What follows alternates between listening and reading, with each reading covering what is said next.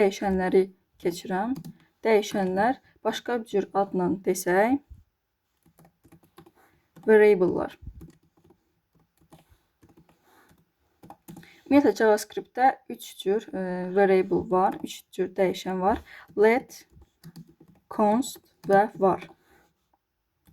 Və bu üçü də bir-birindən öz xüsusiyyətlərinə görə fərqlənən dəyişənlər hesab edilir.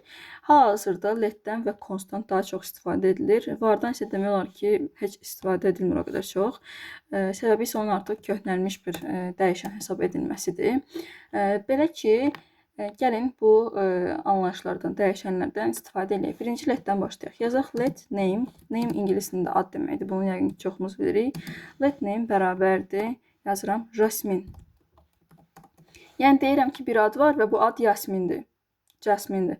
Və buradakı let sintaksə görə xırdalasaq, buradakı olan let keyword, yəni açar söz hesab edilir. Name isə dəyişənin adı hesab edilir. Jasmin isə dəyişənə verilən dəyər hesab edilir. Buradakı, ona görə yuxarıda sadaldığımızın hər biri let, const var. Bunların hər biri mütləq ki, keywords, yəni açar sözlərdir. Açar sözlərdir. Let name, burada dedik ki, let keyworddur. Name dəyişənin adı hesab edilir. Jasmin isə dəyişənə verilən dəyər hesab edilir. Let'in constdan əsas olan fərqi odur ki, letə verilən dəyər dəyişə bilir.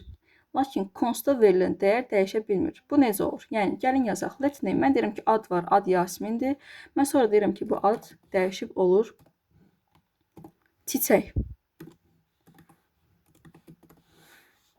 Mən onun dəyərini dəyişdim. Və mən deyirəm ki, konsola ad çıxsın, yəni name çıxsın.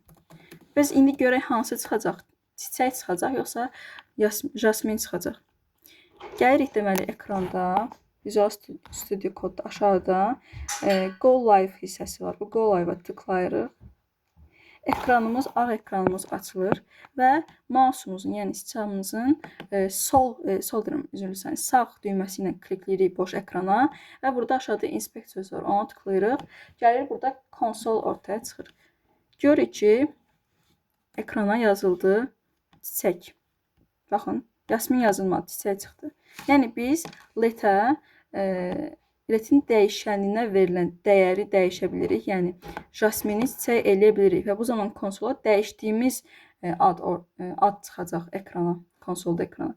Amma biz bunu eyni şeyi constda eləyə bilmirik. Məsələn, gəlin bunu komment alaq. Kommenti almaq üçün bayaq dediyimiz kimi kontrol ilə slash işarəsini eyni vaxtda basırıq və yazırıq const name bərabərdir, məsələn, Lalə.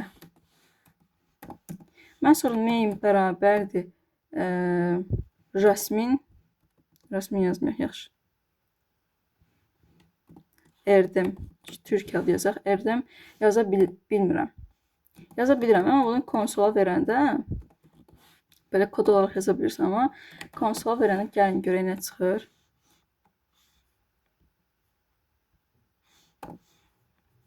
Bax, konsol vermiş idi, təzədən bir də vermirəm. Görürük ki, burada error çıxır. Baxın, type error. Yəni, bu demək ki, bu hal yanlışdır. Nə üçün? Çünki const sözü özü dəyişməz, stabil, yəni sabit qalan, sabit qalan bir anlayışı ifadə edir. Const demək, zaten dəyişməz demək olduğu üçün mən daha sonra neyimə hansı başqa dəyəri versəm də verim, yəni bu bizim kodumuzun yanlış olduğunu göstərəcək. Neyimə verilən dəyəri dəyişməsəm, yəni const name bərabərdir, Lalədir yazsam və sonra bu neyimi mən ümumiyyətlə istəyirəm ki, konsolda ekrana çıxarım. Gəlib görəcəm ki, baxın, ekranda Laləni mənə verəcək konsolda. Bu da belə. Və həmçinin mən belə də yaza bilərəm. Məsələn, yazırıq ki, let name bərabərdir kitab. Xana, kitabxana. Kitabxanadır buranın adı, yəni.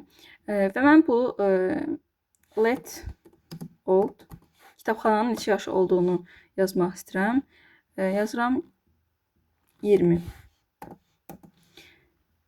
Və mən istəyirəm ki, konsola həm yaş çıxsın, həm də bu ad çıxsın. Onda mən yazıram name, virgül qoyuram, yazıram old.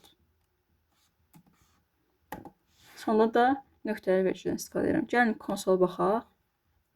Görürsünüz, həm kitabxana verilir, həm də kitabxananın bizə yaşı verilir. Məncə bu günü bu qədər bəsdir. Həmçinin varda da eyni şey yazmaq olar. Gəlin yazaq. Yazırıq var. Name bərabərdir. Gözəl. Var yaş bərabərdir 33. Console log name və yaş. Gəlin baxaq ekrana. Görəcək ki, ad da verilir və yaş da verilir. Sadəcə olaraq vardan o qədər istifadə olmur. Yəni mən mətn olan yazıları mütləq ki, stringin içərisində yazıram, yəni hərfləri. Çünki elə yazmasaq bu bizə error verəcək. Yaşı isə, rəqəmi isə biz həm stringin içərisində yaza bilərik, həm də yəni dırnaq işarəsinin içində yaza bilərik, həm də dırnaq işarəsi olmadan yaza bilərik. Amma burada yaşdan istifadə, dəyərin adı, dəyişənin adı yaş olduğuna görə mən onu dırnaq işarəsi içərisində yazmamağı tərcih elədim, yəni seçdim.